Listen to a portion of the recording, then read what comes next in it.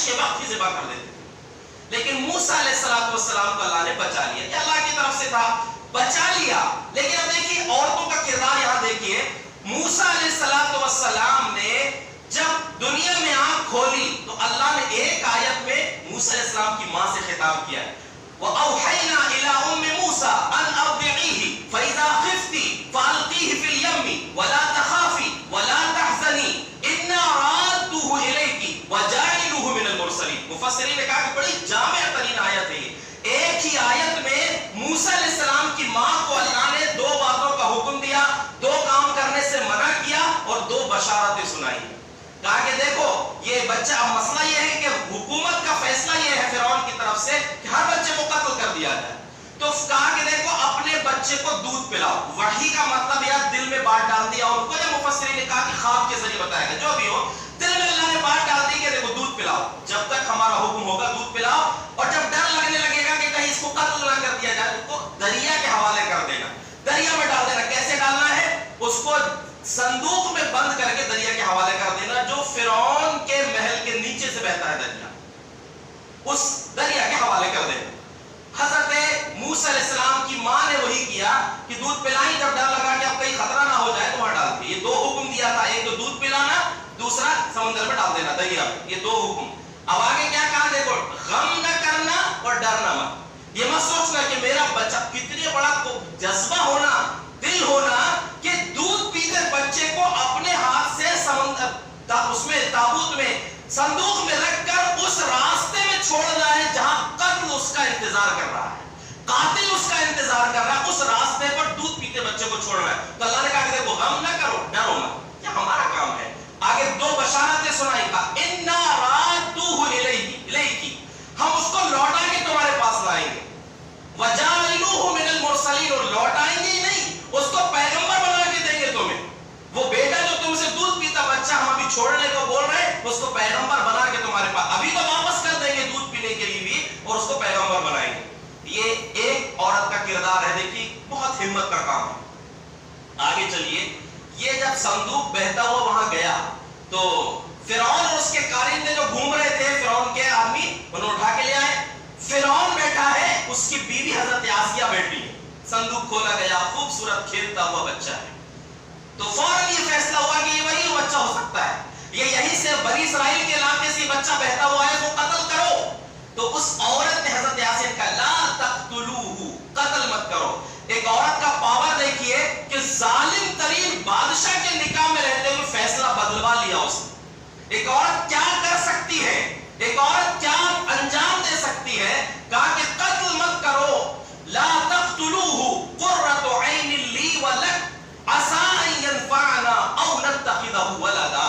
کہا کہ دیکھو اس کو قتل مت کرو, یہ میری اور تمہاری آنکھوں کی ٹھنڈک بن جائے گا. سبحان اللہ, یہ اللہ کا فیصلہ ہے.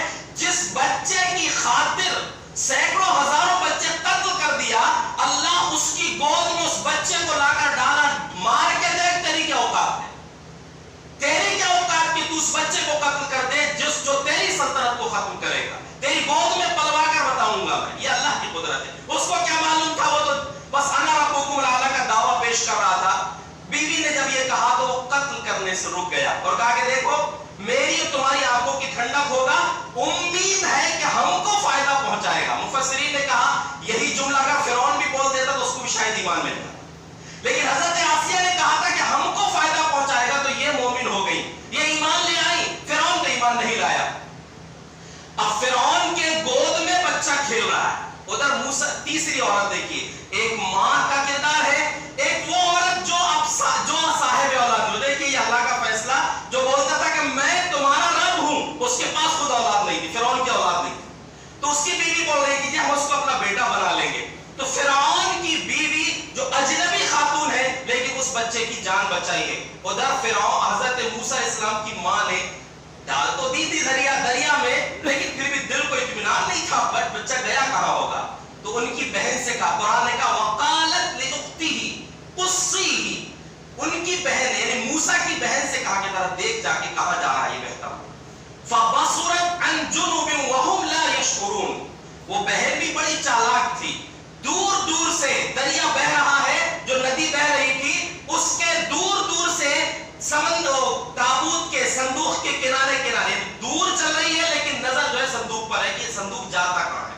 संदूक फिरौन की गोद में पहुंच चुका है, लोगों ने उठाकर पहुंचा दिया, ये भी वही पहुंच गई, मूसा अलैहिस्सलाम की बहन। अब अल्लाह कहता है वहर्रमना अलैहिल मरादिया, हमने सारी दूध पिलाने वाली औरतों के दूध को मूसा पर हराम कर दिया।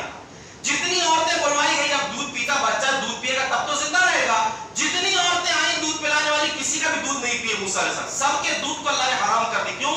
वादा किए थे मां से कि अभी सब्र तो कर, हम लौटा कर लाएंगे तेरे पास। ये बहन पहुंची, बहन ने कहा कि एक घर बताऊंगे तुमको, वो घर वाले इसके दूध का इंतजाम कर सकते हैं।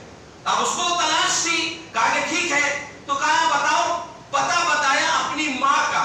माँ को जब बुलवाया गया तो मूसा अलैहिस्सलाम जैसी माँ की गोद में फौरन दूध पीना शुरू कर दिए। इसमें अहले ने यह भी लिखा है कि शक पैदा होगा ये तेरा बच्चा ही तो नहीं है।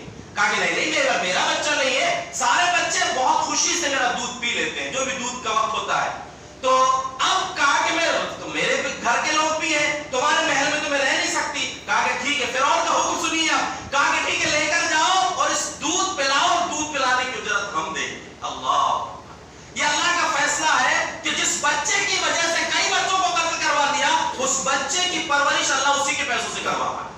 यहां बताना मकसूद यह है, जो बहुत खास बात है कि एक माँ, एक औरत, अजनबी और एक बहन, तीन के जरिए से आने वाले मुस्तकबिल के अजीम पैगंबर को अल्लाह ने उसकी हिफाजत फरमाया। यहाँ एक माँ का किरदार है, एक बहन का किरदार है। घर में माँ है, अपने बच्चों की आप परवरिश करें। बड़ी बहन है, आप तालीम याफ्ता है, समझदार है, अपने छोटे बहन भाइयों की निगरानी करना आपकी जिम्मेदारी।